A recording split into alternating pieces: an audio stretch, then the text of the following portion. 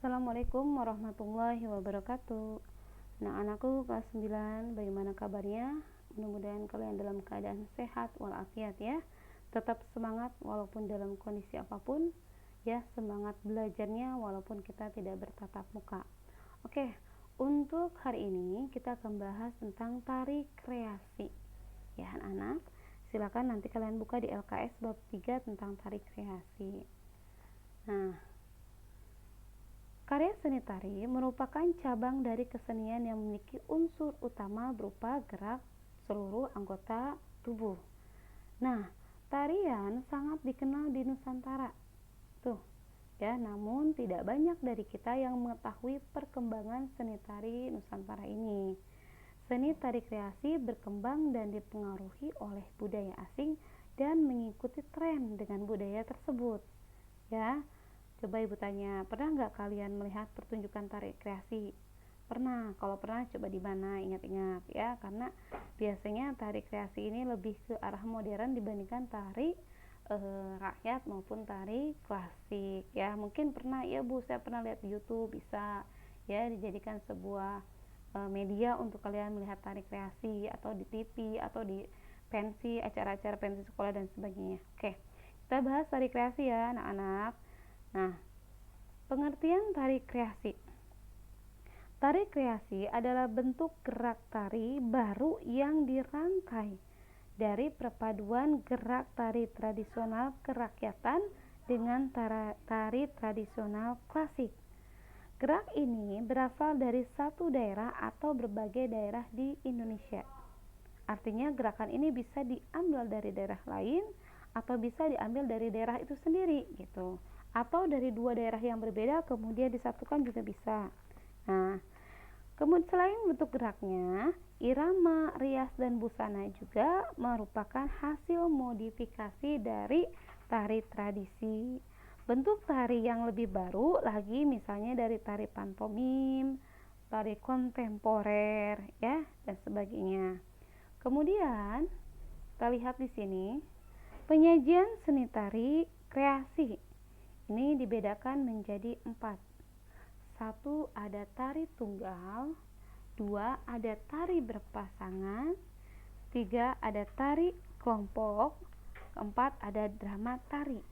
Kita bahas satu persatu ya anak-anak. Tari tunggal, apa itu tari tunggal? Tari tunggal adalah tarian yang memang dibawakan hanya oleh satu orang ya, satu orang, atau kalau dalam seni musik disebutnya solo, tapi dalam seni tari disebutnya satu orang adalah penari tunggal. Kedua, tari berpasangan. Tarian yang dilakukan oleh dua orang, baik laki-laki maupun perempuan ya, atau perempuan dengan perempuan atau laki-laki dengan laki-laki. Prinsipnya pada tarian berpasangan adanya gerakan yang saling mengisi ataupun gerakan yang saling berinteraksi. Kemudian yang ketiga, tarian berkelompok adalah tarian yang dilakukan secara berkelompok, baik yang dilakukan oleh laki-laki ataupun hanya perempuan saja ataupun campuran gitu. Mungkin kalau kalian lihat biasanya kan tari yang biasanya kelompok dibawakan tuh tari saman, yaitu biasanya sekelompok orang baik perempuan maupun laki-laki. Ada lagi tari yang dari Bali ya, tari kecak dan sebagainya, itu biasanya dibawakan oleh beberapa banyak orang penari. Kemudian yang keempat, drama tari. Drama tari merupakan bentuk penyajian tari yang memiliki desain dramatik ya, atau drama tari yang bersumber pada sebuah cerita ya, itu disebut drama tari. Paham ya anak-anak? Ini ibu sisipkan sebuah contoh gambar ya, seni tarinya kalian bisa lihat, bisa pahami ya. Selanjutnya, teknik dan prosedur seni tari kreasi. Teknik itu apa sih? Teknik itu adalah cara ya, teknik dan prosedur dalam seni tari kreasi. Tari kreasi baru merupakan jenis tarian yang memiliki kebebasan dalam penciptaannya. Adapun dalam penciptaannya tersebut, para koreografer tari mengacu pada tari tradisi di daerah setempat ya. Bahkan ada juga para koreografer yang mengambil dari inspirasi dari daerah-daerah lain dan mencampur adukan gerakan tari yang lepas dari ikatan tradisi yang biasa disebut dengan gerakan-gerakan modern. Itu yang dimaksud dengan gerak tari kreasi, ya. Jadi gerakan tari tersebut itu memiliki kebebasan dalam sebuah gerakan, tidak mengacu pada pakem-pakem atau aturan-aturan tradisi, ya. Kemudian tarian tersebut juga bisa memadukan dua buah unsur daerah gitu, ataupun hanya satu unsur daerah, atau memodifikasi lagi sebuah gerakan, atau mendistilisasi lagi sebuah gerakan, itu bebas, ya. Nah, makanya disebut dengan tari modern. Oke, selanjutnya contoh tari kreasi. Kita ambil 3 contoh. Satu yaitu tari nguri. Ya, tari ini pada mulanya diilhami oleh suasana kehidupan seputar istana Sumbawa. Ya, ketika raja ditimpa duka beruntun, beberapa wanita datang menghadap dengan tujuan untuk menghibur, kemudian memberikan ucapan yang lemah lembut serta menyentuh, maka disebutlah dengan kuri. Jadi tarian nguri itu diambil dari kata nguri. Jadi ucapan dengan menyentuh, ucapan lemah lembut, ya. Nah, dewasa ini tari nguri telah berubah, ya. Biasanya dijadikan sebagai tari penyambutan menerima kunjungan kerja misalnya kerja tamu yang datang atau yang terpandang dari pusat daerah, ya. Nah, kemudian yang kedua, tari merak. Itu, ya, tari merak adalah salah satu ragam tari kreasi yang baru mengekspresikan kehidupan binatang, yaitu burung merak. Tata cara dan geraknya diambil dari kehidupan merak yang diangkat ke pentas oleh siapa? Oleh seniman Sunda, yaitu Raden Cece Somantri. Ya, kenapa merak? Merak itu adalah binatang tahu dong merak, ya.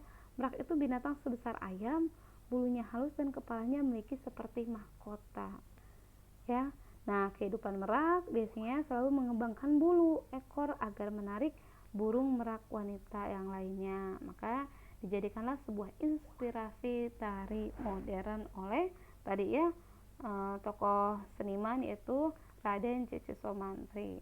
Kemudian yang ketiga, tari kupu-kupu. Tari kupu-kupu ini berasal dari Bali, ya, atau disebutnya juga tari kupu-kupu tarum. Yaitu salah satu dari sekian banyak tari yang berasal dari Bali, ya.